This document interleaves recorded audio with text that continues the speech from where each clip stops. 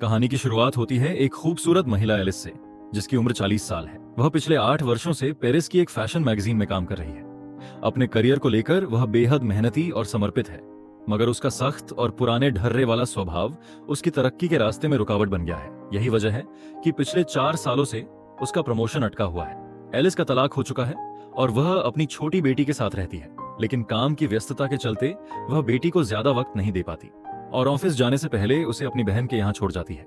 जिंदगी में वह बेहद अकेली महसूस करती है और खुद के लिए भी उसके पास समय नहीं बचता। एक बार ऑफिस के काम से एलिस ब्राजील जाती है और वापसी की फ्लाइट में उसकी मुलाकात 20 साल के एक कॉलेज स्टूडेंट एडम से होती है। एडम ने इकोनॉमी सीट बुक करवाई थी, मगर सीट में गड़बड़ी की वजह से उसे बिजनेस क्लास में एलिस के बगल में जगह मिल जाती है, जिससे वह बहुत उत्साहित हो जाता है, जबकि एलिस लैपटॉप पर काम में डूबी रहती है। लैंडिंग के वक्त अचानक तेज टर्बुलेंस आता है। डर के मारे एलिस बिना सोचे एडम का हाथ थाम लेती है। एडम के लिए यह पल खास बन जाता है और वह मन ही मन एलिस की तरफ खींचने लगता है। प्लेन लैंड होते ही एलिस बात किए बिना निकल जाती है। तभी एडम को उसकी सीट के नीचे पड़ी एक पेन ड्राइव मिलती है। वह उसे लौटाने बाहर तक दौड़ता है, पर तब तक एलिस अपनी बहन की गाड़ी में बैठकर जा चुकी होती है।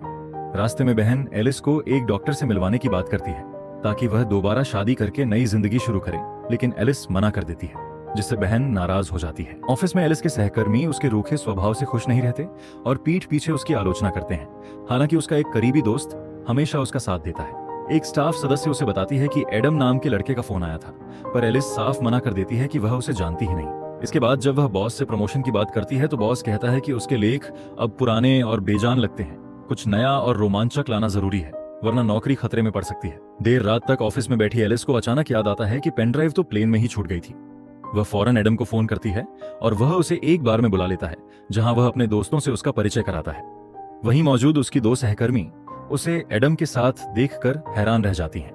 पेन ड्राइव एडम के घर पर होने की बात कहकर वह उसे अपने स्कूटर पर बिठाकर ले जाता है। एलिस पहली बार स्कूटर पर बैठती है, हिचकिचाती है और एडम उसे हेलमेट पहनने में मदद करता है। उसी दौरान वे दोनों सहकर्मी एक ऐसे कोण से उनकी तस्वीर खींच लेती हैं जिससे लगता है मानो दोनों चुंबन कर रहे हों, और वह फोटो ऑनलाइन डाल दी जाती है। एडम के घर पहुंचकर उसके पिता से भी मुलाकात होती है। एडम जानबूझकर पेन ड्राइव देने में देर करता है ताकि थोड़ा और वक्त साथ बिता सके और जाते वक्त कॉफी पर मिलने का प्रस्ताव रखता है, जिस पर एलिस बस मुस्कुराकर धन्यवाद कहकर निकल जाती है।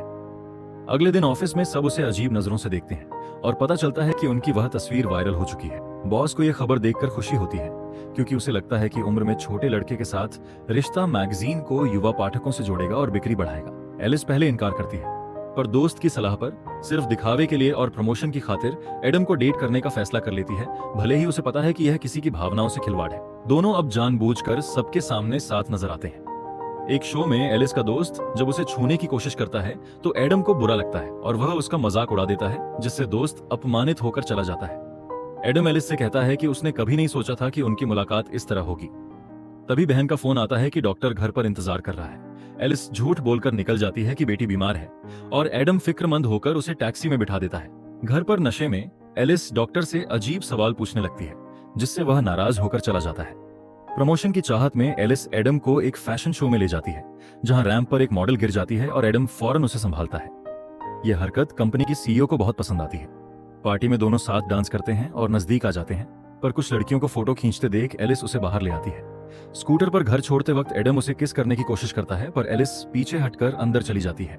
बाद में जब एडम उसके घर आता है और पता चलता है कि बेटी मौसी के घर है, तो वह उसे किस कर लेता है और दोनों करीब आ जाते हैं। अगली सुबह एलिस को पछतावा होता है और वह एडम को जाने को कहती है, पर बारिश की वजह से वह रुक जाता है। बहन और बेटी के लौटने पर एलिस उसे सिर्फ अपना सहकर्मी बताती है, पर जाते वक्त दरवाजे पर रोककर उसे किस कर लेती है, जिससे साफ हो जाता है कि उसका दिल अब सच में एडम की तरफ झुक चुका है। दोनों साथ वक्त बिताने लगते हैं।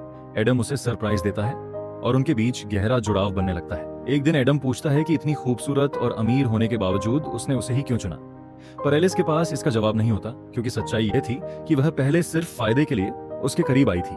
हालांकि अब उसे सच्चा प्यार हो चुका है। कुछ समय बाद एलिस को आखिरकार प्रमोशन मिल जाता है, पर अब वह इस रिश्ते के भविष्य को लेकर उलझन में पड़ जाती है। जब एडम उसके सामने शादी का प्रस्ताव रखता है और अपने प्यार का इजहार करता है, तो एलिस उम्र के फासले, अपनी जिम्मेदारियों और समाज की सोच का हवाला देकर रिश्ता यहीं खत्म करने की बात कहती है। एडम मानने को तैयार नहीं होता, फिर भी एलिस वहां से चली जाती है। दोनों एक दूसरे से दूर होकर बेहद अकेला महसूस करते हैं। एडम अपने पिता से दिल की बात साझा करता है, जो उसे समझाते हैं कि यह सब जिंदगी का हिस्सा है और उसे आगे बढ़ना होगा। कुछ दिन बाद कंपनी की सीईओ मैगजीन के कवर के लिए नया चेहरा ढूंढते हुए एलिस के लैपटॉप पर एडम की तस्वीर देखकर उसे पहचान लेती है और उसे मैगजीन का नया मॉडल बनाने की इच्छा जताती है। एलिस को यह पसंद नहीं आता, पर बॉस के दबाव में उसे मानना पड़ता है। एडम गुस्से में उसके कॉल और मैसेज नजरअंदाज करता रहता है। आखिरकार एलिस खुद उसके घर जाकर उसे मनाने की कोशिश करती है, पर जैसे ही असली वजह पता चलती है कि यह सिर्फ काम के लिए है, एडम आहत होकर मिलने से इनकार कर देता है। फोटोशूट के दिन सब उसके आने का इंतजार करते हैं और एलिस को नौकरी जाने का डर सताता है। आखिरकार एडम सिर्फ एलिस के प्रति अपने प्यार की वजह से वहां पहुंच जाता है। मेकअप रूम में एलिस का दोस्त उससे माफी मांगते हुए सच बता देता है कि उसी की सलाह पर एलिस ने यह झूठा रिश्ता शुरू किया था। यह सुनकर एडम टूट जाता है, फिर भी सबके सामने एलिस को किस कर लेता है और शूट के लिए तैयार होता है। हालांकि कैमरे के सामने सहज न होने पर वह चिढ़कर जाने लगता है। एलिस उसे समझाने आती है तो वह गुस्से में कह देता है कि उसने सच्चे दिल से प्यार किया था, जबकि एलिस ने सिर्फ अपने फायदे के लिए उसका इस्तेमाल किया। इसी बीच बॉस उसे नौकरी से निकाल देता है और एलिस पूरी तरह अकेली रह जाती है। एडम की यादों में खोई एलिस को एहसास होता है कि करियर से कहीं ज्यादा कीमती वह इंसान है जिससे वह प्यार करती है। वह सीधे एडम के कॉलेज पहुंचती है और सबके सामने कह देती है कि अब उसे समाज की परवाह नहीं, वह सिर्फ एडम से प्यार करती है और उसके साथ रहना चाहती है। वह माफी मांगती है और एडम, जो अब भी उससे प्यार करता था, उसे माफ करके गले लगा लेता है। इसके बाद दोनों खुशी खुशी साथ रहने लगते हैं और यहीं कहानी का अंत होता है।